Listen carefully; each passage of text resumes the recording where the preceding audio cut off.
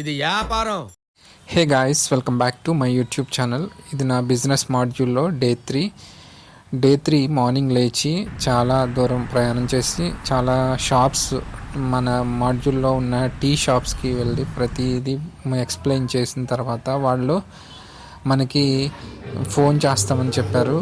కానీ చాలా షాప్స్ దగ్గరగా ఒక 20 షాప్స్ అనేవి నేను తిరిగిన తర్వాత ఒక క్లయింట్ అయితే మనకి ఓకే చెప్పాడు. దీనిలో మనకి ప్రాఫిట్ వచ్చేసరికి ఈరోజైతే ప్రాఫిట్ అనేది ఏమీ లేదు. మనకు వచ్చే 100 రూపీస్ స్పెండ్ చేసాము.